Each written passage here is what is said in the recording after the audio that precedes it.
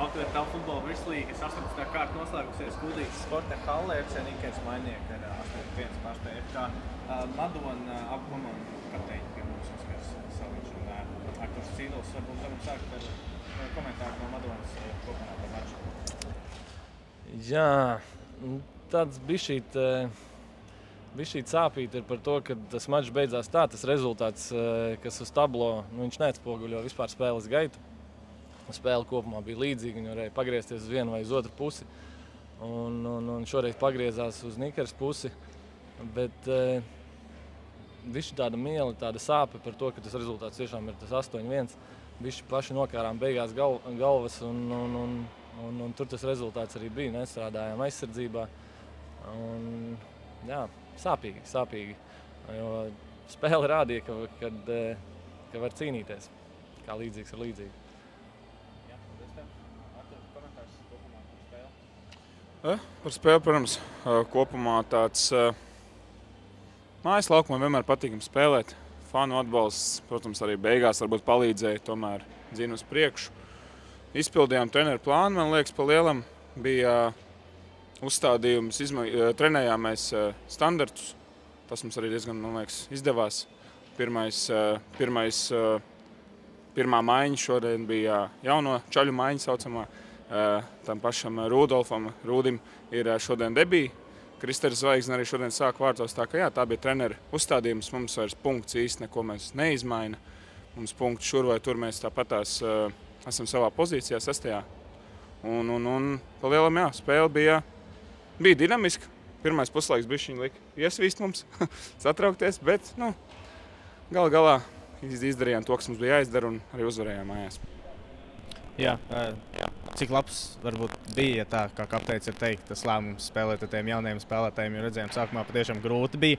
Arī pirmais puslaiks tomēr 1-1 noslēdzās.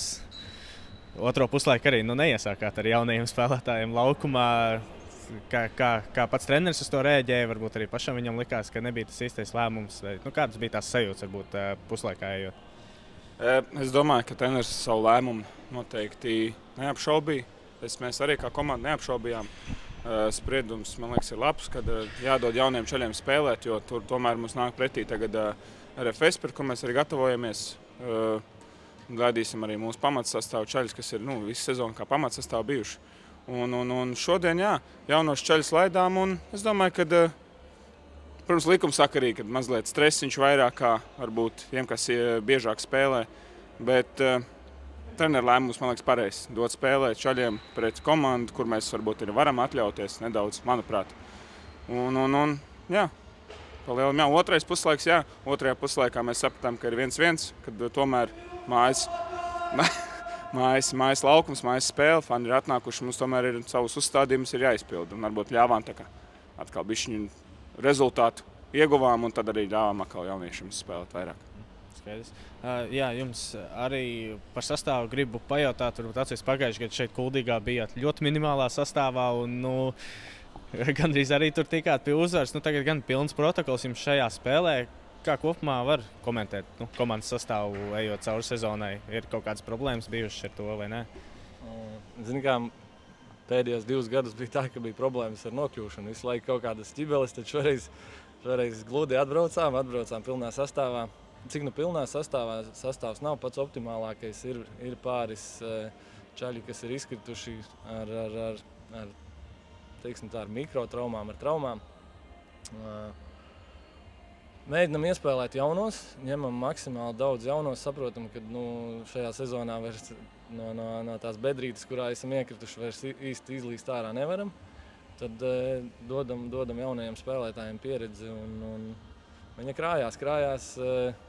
Varbūt tas reizēm laukumā nostrādā pa sliktu, ka tur bišķi tā pieredzīta pietrūks, bet tas viss ir nākotnes labā, tā kā spēlēm būs labi. Tad es vēl arī gribu pajautāt tā, Kuldīgas Nikers tādu sajūtu, ka mazliet ir palīdzējis, tā varam nosaukt palīdzību no ārpuses, kas ir Tukuma pievienošanās komandai, kas ir Talsi, Sabilte pat netāli.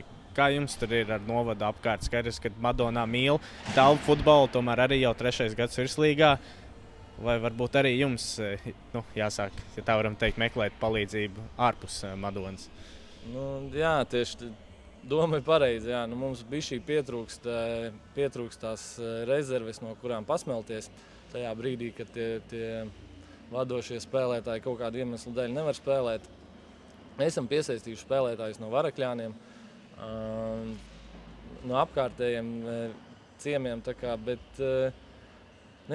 prasās tās rezervītes bišķi garākas, lai ir no kā izvēlēties, lai lielāka konkurence, lai džekiem vairāk būtu vēlme cīnīties par to vietu sastāvā.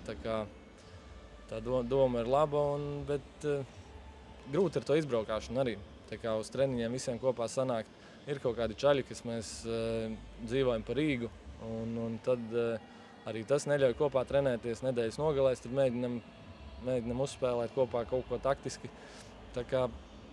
Bet ar katru sezonu ejam uz augšu, tā kā es domāju, ka potenciāls ir. Artur, jau pirms šīs spēles bija arī zināms, tagad arī zināms sastāva vieta turnīra tabulā, finišējam tabulas otrā pusē, kas nozīmē, ka play-offā pirmā spēle izbraukumā, kura visticamāk būs tā Daugavpils futbola skola.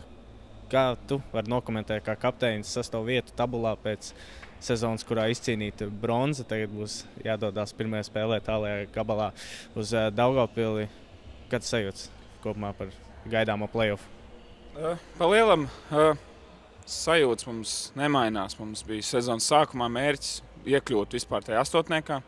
Bija mērķis nebūt pēdējām 7. 8. vietā, lai nenāk Rīgas komandas pretī. Tāds bija mūsu uzstādījums pa lielam. Gribējās, protams, to 4. vai 3. vietu, lai mums nāk pirmā mājas spēle būt, bet šobrīd mums neizsaka, kurš pretinieks. Jo šodien, cik es saprotu, tam pēc punktiem spēlēs Salaspils futbola akadēmija. Jā, tagad puslaiks 3-1 Daugavpils vadībā.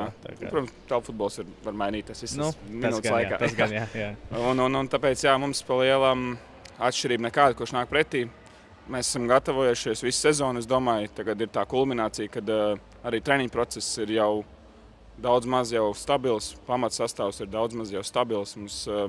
Mēs tiecamies uz medaļām, kā jau arī sezonas sākumā teica intervijā. Tagad plāns nav mainījies un pretinieks, kurš būs pretī, mēs cīnīsimies un atdosim visu par katru laukuma centimetru, lai uzvarētu. Jā, paldies. Vēl beigās gribu tev pajautāt tādu jautājumu pēdējais, nekavēšos vairs ilgāk. Mājās zaudēt spēli pret RFS 25-0. Šausmīgi daudz komentāru sociālos tīklos par to, ka tas ir kā izskatās virslīgi un tā. Kā jums varbūt ne ar motivāciju, bet to gribas spēku turpināt spēlēt virslīgā? Jo, tā ir tikai viena spēle, tas tāds izņēmuma gadījums, bet tomēr arī play-offā šogad jums arī, kā jau Arturs pieminēja, iekrīt pretī tā Rīgas komanda. Sanāks 8. vieta, jums Rīga Futsal kluba nāks pretī, kur izredzes visticamāk tālāk tikt uz pusfinālu. Ir ļoti mazas. Vai varbūt ir tā, ka ja būtu šis, piemēram, pirmās līgas čempionāts, kāds tas bija Latvijas Telefutbola asociācijas laikā, vai jūs tur labāk gribētu spēlēt? Vai jūs tā spēlēšana virslīgā ir tāpēc, ka tas, diemžēl, pašlaik ir vienīgais tāds Latvijas mēroga čempionāts, kur labi sev parādīt? Kāds tavs komentārs? Ceru, ka saprāt. Diezgan sapņķerēju to jautājumu, bet domu es sapratu. Paldies. Tas, ka mēs zaudējam tām Rīgas komandām, viņi ir Eiropas komanda, un tur ar tādiem cīnīties ir grūti. Tas rezultāts, tāds viņš sakrita, tur sāpīgi, protams, ir, bet mēs tādu neņemam galvā. Tur pirms spēles vairāk vai mazāk ir zināms, ka uzvarētājs ir zināms. Zināms jautājums ir ar kādu rezultātu. Protams, mēs vienmēr tādiem lielajiem gribam iekost kājā. Tas ir tas mūsu mērķis. Arī play-offā mēs gribam nospēlēt skaisti, lai pašiem ir prieks. Bet par to spēlēšanu pirmajā līgā varbūt būtu labi, ja tāda būtu. Bet man liekas, ka tās komandas, kas mēs esam tālāk 3. līdz 9. Nav nevainas. Visi viens ar otru var cīnīties. Pirmajā aplī mēs ļoti labi vispār nospēlējām un labas spēles paņēmām. Otrajā aplī kaut kā mums izkrita pāris spēlētāji, ņemot vērā, ka mums tas soliņš nav tik garš. Mums izkrita pāris vadošie spēlētāji. Un, tas rezultāts tā arī izveidojās. Varbūt kaut kāds nogurums kopā sakrājies pa sezonu. Vai kas, nezinu, kaut kur drusīt čaļiem ticība pazudusi. Tāpat kā spēles beigās.